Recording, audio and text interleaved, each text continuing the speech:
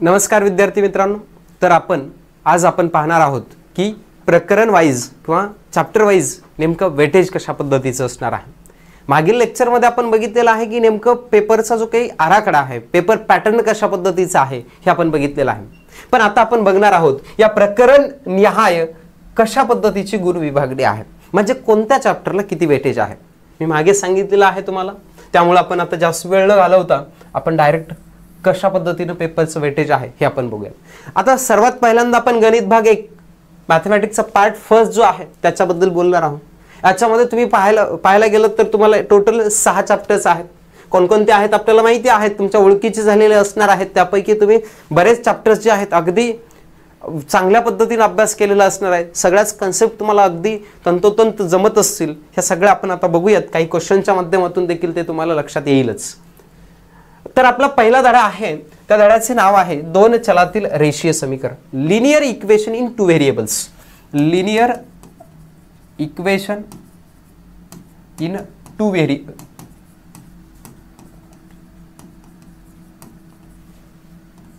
Linear equation in two variables या chapter साठी तुम्हाला आहे टोटल 12 गुण। आता हे जे गुण आहेत हे आहेत विथ ऑप्शन। आता विथ ऑप्शन म्हणजे तुम्हाला सांगायची गरज नाही, कारण आपण मागच्या लेक्चर्स मध्ये आपण बघितलेलं आहे, याला म्हणतो आपण विकल्पासह। विकल्पासह म्हणजे आपण पेपर पॅटर्न मध्ये बघितलेला आहे। त्यामुळे मी आता इथं जास्त वेळ न घालवता तुम्हाला सांगणार आहे की पुढच्या चॅप्टरकडे किंवा प्रत्येक चॅप्टरचं या ठिकाणी वेटेज बघूयात। म्हणजे एकूण प्रश्न असणार आहेत तुम्हाला दोन चलातील रेषीय समीकरणावर linear equation in two variables या चॅप्टर्स असतील तुम्हाला 12 गुण। म्हणजे 12 गुन्स म्हणजे या 12 गुन्स पैकी तुम्ही कितीही मार्क्स सोडवू शकता। म्हणजे सगळेच्या सगळे 12 गुन्स असतील असं नाही, एखादा मार्क्स किंवा 11 मार्क्स असतील, 10 मार्क्स असतील, थोडं व्हेरिएशन असणार आहे, पण जवळपास 95% हेच वेटेज असणार आहे। तुमच्या पेपरमध्ये बघितलात तर मागचे प्रिव्हियस इयरचे जर तुम्ही पेपर बघितलात तर 100% तुम्हाला त्याच्यामध्ये पाहायला मिळेल की कोणता धडा जो आहे किती मार्क्ससाठी असणार आहे किंवा कोणत्या धड्याचं वेटेज किती आहे हे पाहायला मिळतं। हे बघण्याचा उद्देश काय असणार आहे आपला, हे का बघितलं पाहिजे आपण, कारण आता तुमचं सिलेबस संपत आलेला आहे। तुमची आता जी काही स्ट्रॅटेजी असणार आहे ती तुमची स्ट्रॅटेजी वेगळ्या पद्धतीने असली पाहिजे की आपल्याला आउट ऑफ मार्क्स कसे घेता यायला पाहिजेत।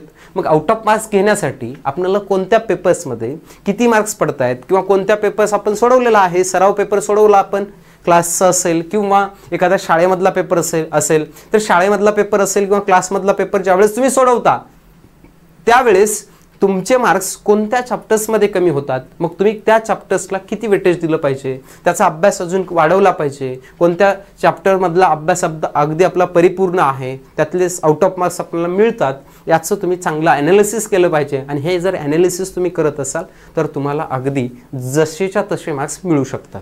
मग आता आपला पहिला जो धडा आहे त्याच्यामधले मार्क्स बघितले, विथ ऑप्शन आपल्याला किती पाहायला मिळालेत 12 गुण। त्याच्यानंतर दुसरा आहे क्वाड्रॅटिक इक्वेशन वर्ग समीकरण, याच्यामध्ये तुम्हाला हा पण चॅप्टर्स आहे 12 गुण। बघा दोन चॅप्टर्सचा जर तुम्ही विचार केला तर 12 आणि 12 24 गुण इथंच झालेत तुमचे, म्हणजे एवढे जास्त वेटेज आहेत। आणि हे दोन्ही चॅप्टर्स तुम्हाला करत असताना, याचा अभ्यास करत असताना कंपॅरेटिव्हली अभ्यास करायचा आहे। कंपॅरेटिव्हली म्हणजे तुलनात्मक, कारण बऱ्याच कन्सेप्ट तुम्हाला दोघांमध्ये सारख्या सापडतात, कारण दोन्हीमध्ये काय आहेत तुम्हाला इक्वेशन्सच आहेत। हे क्वाड्रॅटिक इक्वेशन आहे, वर्ग समीकरणे, हे दोन चलातील रेषीय समीकरणे आहेत। रेषीय समीकरणे, वर्ग समीकरण, जसं की आपण 9वी मध्ये बघितलेलं पॉलिनॉमियल, बहुपदी, या बहुपदीमध्ये देखील आपण ह्या दोघांचा देखील एकत्रित अभ्यास केला होता। मग तिथं जसं एकत्रित अभ्यास केलात अगदी त्या पद्धतीने जर तुम्ही अभ्यास या ठिकाणी केलात तर तुम्हाला ह्या 12 आणि ह्या 12 मार्क्स म्हणजे टोटल या 24 मार्कापैकी एकही मार्क्स तुमचा कमी होणार नाही।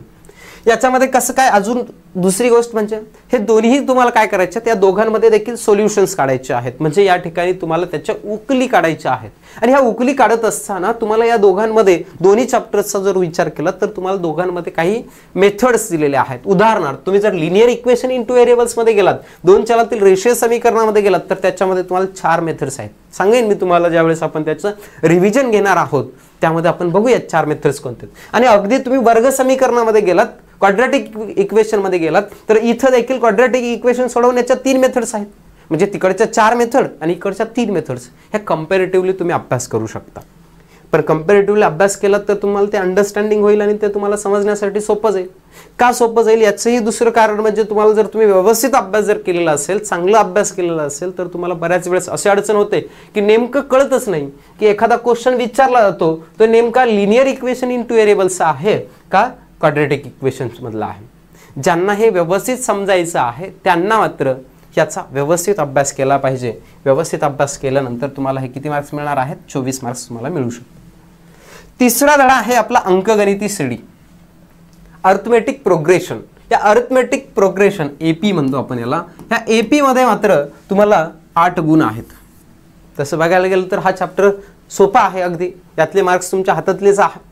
आणि या चॅप्टर्स मधले अंकगणिती श्रेणी, अर्थमेटिक प्रोग्रेशन हा चॅप्टर्स पण सोपा आहे, त्यामुळे तुम्हाला 8 गुण घेणं अवघड नाही. त्यानंतर पुढे आहे तुमचा फायनान्शियल प्लॅनिंग, अर्थ नियोजन. फायनान्शियल प्लॅनिंग, अर्थ नियोजन हा धडा मात्र तुमच्यासाठी नवीन आहे. तसं बघायला गेलं तर नवीन पण म्हणता येणार नाही, कारण तुम्ही 9वी मध्ये याची ओळख झालेली आहे.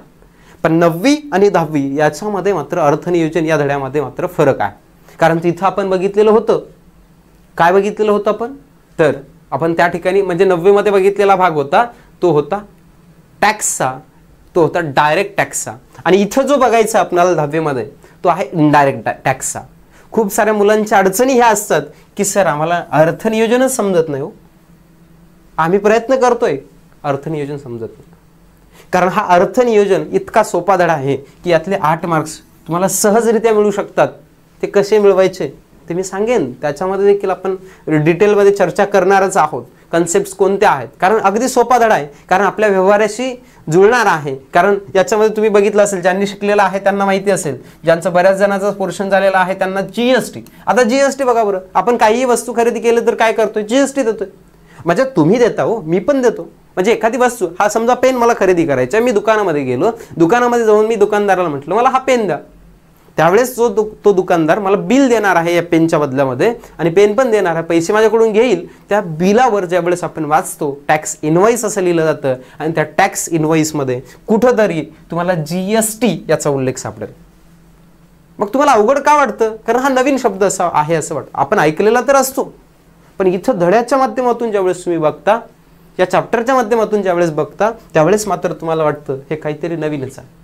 पण सोपा भाग आहे, बघूयात आपण तोही. म्हणजे हा देखील तुम्हाला 8 मार्क्ससाठी आहे. त्यानंतर आहे संभाव्यता, प्रोबॅबिलिटी. हा मात्र सगळ्यात सोपा भाग. ज्यांना पास व्हायच्या, फक्त अजिबात शाळेमध्ये गेलेले नाहीत, त्यांना मात्र हा धडा शिकण्यासाठी किंवा पास होण्यासाठी सोपा धडा म्हटलं तरी चालेल. प्रोबॅबिलिटी, संभाव्यता. झाला असेल तर बघा, तुम्हाला आठवत असेल तर समजा आपण एखादं नाणं वर टाकलं, कॉईन टॉस केला, तर कॉईन टॉस केल्यानंतर खाली काय पडणार आहे, आपण करतो बघा बऱ्याच वेळेस. क्रिकेट खेळत असताना किंवा कुठला खेळ खेळत असताना टॉस फडकतो, आणि तो टॉस फडकल्यानंतर तुम्हाला काय भेटत असतं, भारत पडलं, पाकिस्तान पडलं वगैरे म्हणत असतो आपण, वगैरे वगैरे.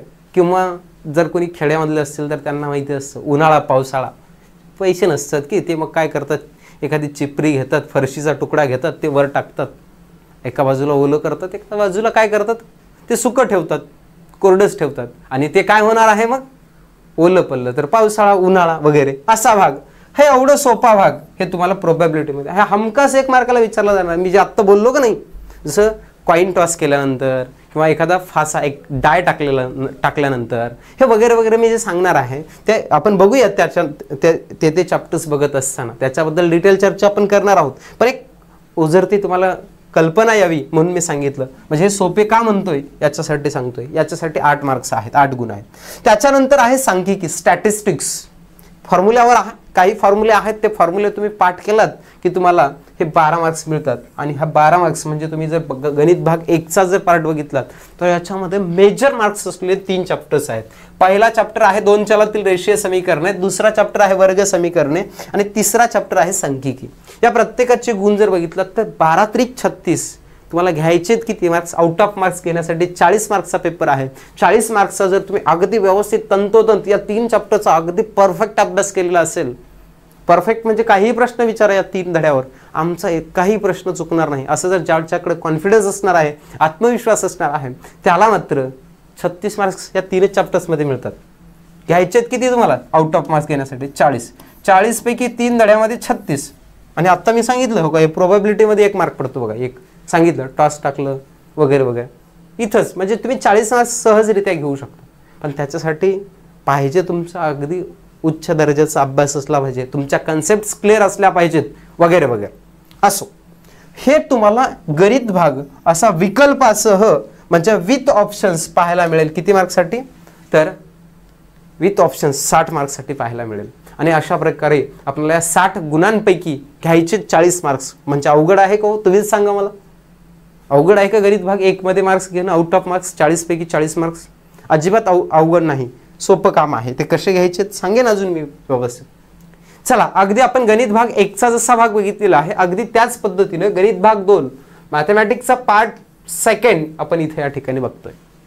चॅप्टर वाईज मार्क डिस्ट्रीब्युशन म्हणजेच प्रकरण निहाय गुण विभागणी कशा प्रकारची आहे. तर याच्यामध्ये सिमिलॅरिटी, पहिला चॅप्टर आहे समरूपता, सिमिलॅरिटी. या सिमिलॅरिटीसाठी गुण आहेत 10 गुण, 10 मार्क्स आहे.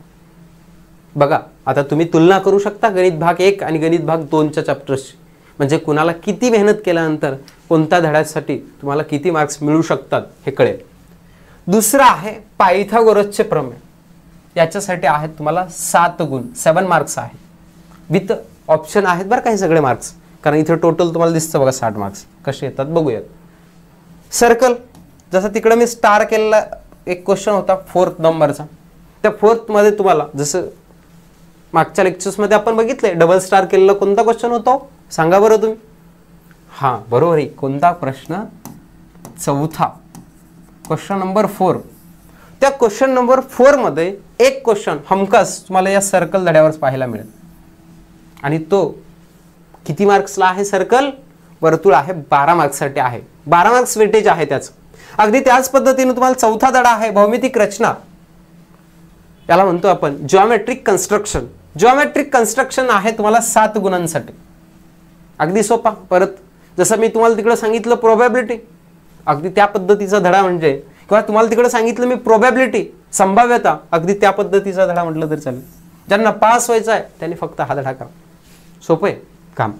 7 मार्क्स मिळू शकतात कारण याच्यामधले. आणि विशेष एक गोष्ट आहे, हा जसा आपण डबल स्टार केलेला आहे, या डबल स्टार मध्ये क्वेश्चन नंबर 4 मध्ये तुम्हाला एक भौमितिक रचना या धड्यावर एक क्वेश्चन असणार आहे. 100% एक लक्षात ठेवा, लिहून ठेवा आजच की प्रश्न 4था मध्ये मी तुम्हाला अगोदर पण म्हटलेला आहे, पेपर जो पॅटर्न सांगत होतो त्या पेपरच्या पॅटर्न मध्ये तुम्हाला सांगितलेलं आहे की 4 मार्क्स ज्यांना ह्या 12 मार्क्स कुठले भेटणार आहेत, ह्या क्वेश्चन नंबर 4 किती मार्क्ससाठी आपल्याला 8 मार्क्स मिळवायचे त्याच्यामध्ये आपल्याला. आणि ह्या 8 पैकी एक 4 मार्काचा क्वेश्चन तुम्हाला सहजरित्या इथून मिळणार आहे.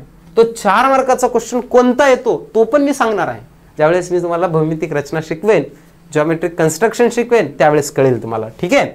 त्यानंतर आहे तुम्हाला निर्देशक भूमिती. निर्देशक भूमितीमध्ये याच्यामध्ये म्हणतो आपण कोऑर्डिनेट जॉमेट्री. कोऑर्डिनेट जॉमेट्रीमध्ये निर्देशक भूमिती हा पण तुम्हाला 7 गुणांसाठी आहे. सोपा आहे, हा पण बघूयात आपण त्यानंतर. पुढे आहे त्रिकोणमिती, ट्रिग्नोमेट्री.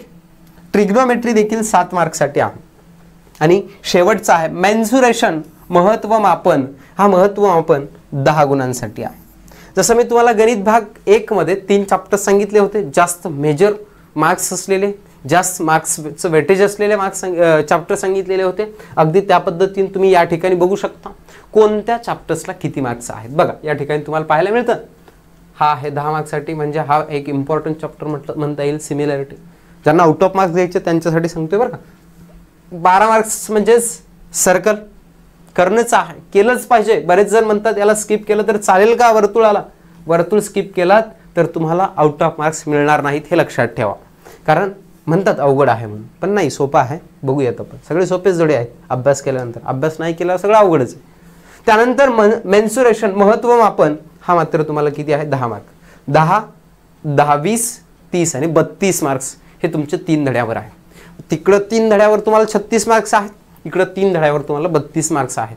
म्हणजे चॅप्टर वाईज वेटेजनुसार याचं जर तुम्ही विथ ऑप्शन जर कॅल्क्युलेशन केलात तर ते होते 60 मार्क्स, 60 मार्क्स. अगदी या पद्धतीनं हे तुम्ही स्क्रीनशॉट काढून किंवा हे लिहून घेऊन तुम्ही लक्षात ठेवू शकता, किंवा अभ्यास करत असताना हे तुम्हाला आवश्यक होईल, गरजेचं असणार आहे. यानुसार अभ्यास केल्यानंतर तुमचं कमी मेहनतीमध्ये, कमी टायमिंगमध्ये तुम्ही जास्त आउटपुट्स मिळवू शकता. हे तुम्हाला या ठिकाणी सांगण्याचा उद्देश आहे.